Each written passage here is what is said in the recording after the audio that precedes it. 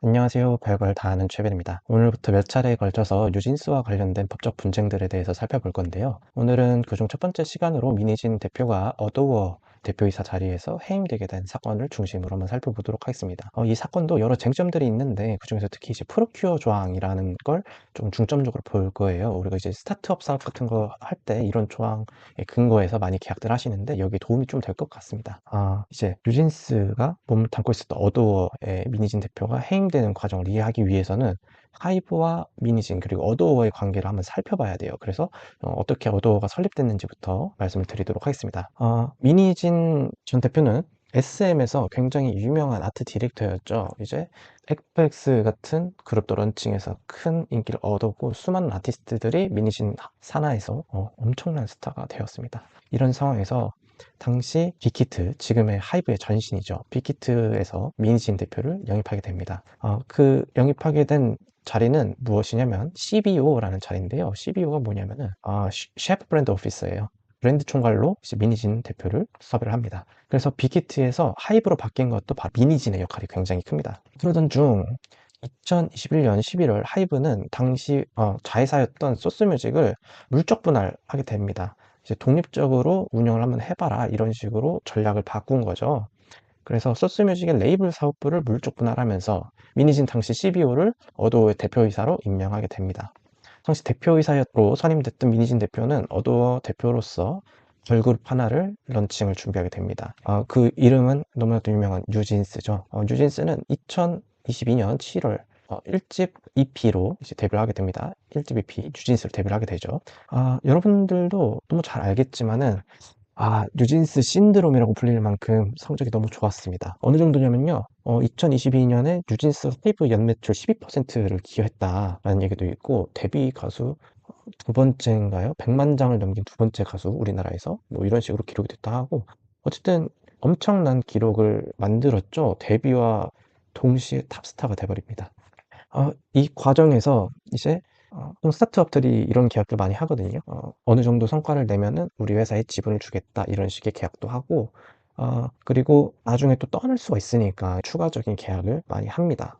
하이브도 비슷한 입장이었던 것 같아요. 이제 민희진 대표한테 자기가 가지고 있던 100% 주식 중에 18% 정도를 민희진 대표에게 이제 양도를 하고 여기에 대한 구체적 내용은 이제 판결이나 나와 있는 내용은 없어서 아마 제가 예상하건데 대표로 선임이 되면서 어떤 계약이 있었던 것 같아요.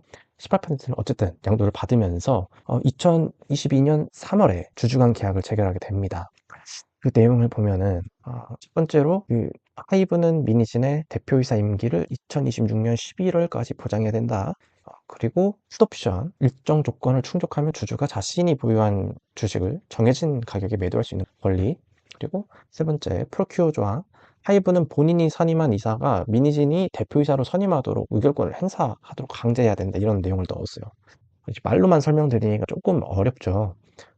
이 중에 저희는 이제 풋옵션은 좀 제외를 하고 1번과 3번 관련해서 조금 말씀을 드려볼까 합니다. 프로큐어 조항 들어보신 분 많지 않을 거라고 생각을 해요. 프로큐어 조항이 뭐냐면 어떤 주주에게 자신이 지명한 이사로 하여금 일정한 행위를 하거나 하지 못하도록 해야 될 의무를 부담시키는 조항입니다. 설명을 들었는데도 굉장히 어려울 거예요. 하지만 이제 해임되는 과정을 차근차근 보시면은 이해가 좀 더 쉬울 겁니다. 어, 이렇게 뉴진스가 잘 나가고 있던 와중에 갑자기 하이브가 어도어 감사를 실시를 해요. 그 이유가 뭐냐면은 민희진이 이제 자신들과 계약했던 것과 다르게 외부 투자자랑 접촉을 한다. 그리고 뉴진스를 빼내간다. 이런 첩보를 입수했다고 합니다. 좀 많은 것들이 그때부터 뒤틀어지기 시작하죠. 갈등의 시작점이라고 볼 수가 있습니다. 민희진 대표는 여기에 대해서 뭐 기자회견도 했죠. 독립을 시도한 게 아니라 이제 어도어의 독자적인 운영을 하기 위한 논의였다. 이런 식으로 하이브의 주장을 반박하기도 하고 어도어가 자체적으로 성장할 수 있도록 경영 전략을 모색한 거다. 하이브의 승인 없이 독립을 시도하려는 건 전혀 아니었다. 이런 식으로 기자회견을 하기도 했습니다. 뭐 오늘은 여기에 대해서 말하는 건 아니고요. 어쨌든 감사 이후에 하이브는 본격적으로 민희진을 해임하기 위한 조치를 시작하게 됩니다. 당시 어도어는 민희진을 포함해서 3인의 사내이사가 있었어요. 민희진은 사내이사면서 대표이사를 하고 있었고요. 하이브는 민희진을 제외한 자신들이 선임한 기존 이사를 모두 해임을 하고 신규 이사 3인을 선임을 하게 됩니다. 그리고 이사회를 열어서 민희진 대표를 대표이사직에서 해임하게 돼요. 그리고 김주영 신임 대표를 선임하게 됩니다. 이 과정에서 굉장히 많은 사건들이 있었는데 좀 간략하게 설명을 드렸어요. 아까 말씀드렸다시피 민희진은 당시에 대표이사 자리와 사내이사 자리를 둘 다 가지고 있었는데, 대표이사에서 잘린다고 해서 사내이사도 당연히 잘리는 건 아니에요. 대표이사에서 잘렸기 때문에 사내이사직은 그대로 유지를 하고 있는 겁니다. 이 상황에서 민희진 사내이사는 대표이사 민희진을 선임해라 라는 내용의 이사회를 개최할 것을 요청을 합니다. 그러면서 가처분을 하나 신청해요. 가처분이 뭐냐면은 이제 소송을 하면서 그 소송 전에 내 권리가 빨리빨리 해결될 수 있는 거, 지금 하지 않으면 굉장히 많은 손해가 있다, 이런 것들을 법원에게 미리 좀 해주세요. 이게 제가 틀린 판단이면은 제가 뭘 보상하겠습니다.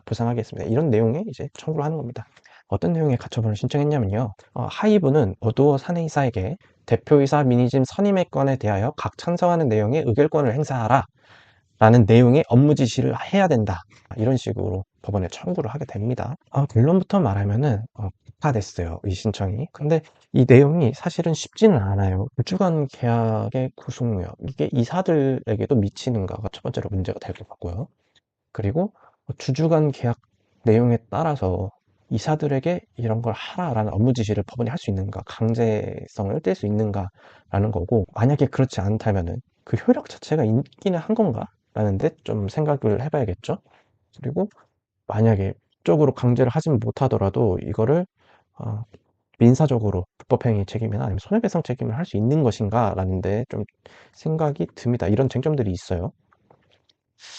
첫 번째로 법원은 이런 프로큐어 조항에 대해서 대법원은 명시적으로 판단한 건 없습니다.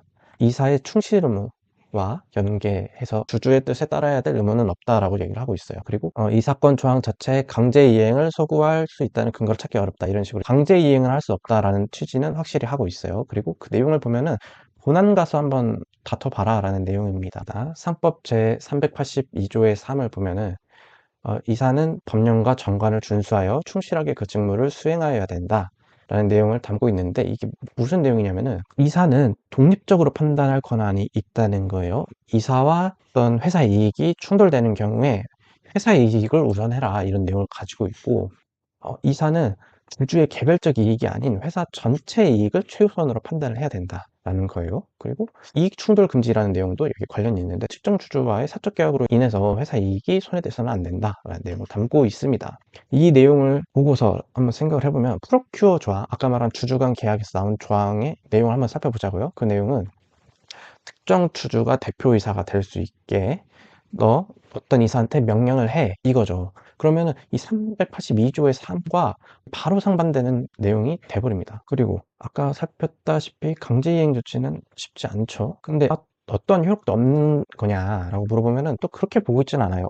어느 정도 이제 채권적 효력은 인정을 하고 있습니다. 주주 간의 계약상 이행 책임이 있다라고 보고 있어서, 이제 상법상 이사한테 이렇게 해라라는 거는 할 수는 없지만, 이제 계약을 위반했기 때문에 내가 받은 손해에 대해서 어떤 배상을 해라라는 청구는 할 수 있다라고 보고, 이건 판례는 아니고요. 대체로 학설들이 이런 식으로 진행이 되고 있습니다. 어떻게 생각하세요? 이제 프로큐어 조항 같은 경우에 많은 장단점이 있는데요. 특히 이제 케이팝 시장에서 많이 사용되고 있는 것으로 저는 파악을 하고 있어요. 보면은 이제 케이팝 시장 자체가 어떤 그 창작자 그리고 AR 대표의 취향이라고 해야 되나요? 감이 굉장히 크게 작용하는 분야거든요. 그래서 핵심 인물들을 잘 데리고 있는 것이 너무 중요해요. 이들을 잡기 위해서는 어떤 이익이 있어야 되는 거죠. 그래서 너 회사 운영할 수 있게 해줄게 라는 프로큐어 조항을 이런 계약서에 넣는 것 같습니다. 창업자와 핵심 경영진의 경영권을 안정화해서 장기 비전을 유지할 수 있고요. 그리고 전략적 일관성을 가질 수 있다. 아이돌 시장이 계약을 한번 하면은 보통 7년 단위로 계약을 하기 때문에 한 AR과 계속 쭉 함께하면 좋겠지만 그러지 못하는 경우가 왕왕 있습니다. 그러면은 컨셉이 확 바뀌고 아이돌이 확 죽어버리는 경우가 많이 생겨요. 이런 경우를 방지하기 위해서 어떤 이익장치로서, 그리고 경영을 유지할 수 있도록 이러한 내용을 넣는 거죠. 근데 지금 K-팝 시장의 대표 주자로 나가고 있는 하이브가 프로큐어 조항을 명백하게 위반했는데, 법원은 가처분이긴 하지만은 위반해도 우리가 할 수 있는 게 없어, 이런 취지의 판결을 내려버렸어요. 이러면은 그동안 있었던 프로큐어 조항들에 대한 효력의 의구심이 다들 들겠죠. 그래서 모두가 이런 조항들을 고치고 어떤 새로운 방향의 계약을 체결할 것으로 보입니다. 굉장히 좀 어렵고도 좀 긴 내용이있는데요. 여러분들 어떻게 생각하시는지 댓글로 알려주시면 감사하겠습니다. 감사합니다. 별걸 다 아는 최근이었습니다.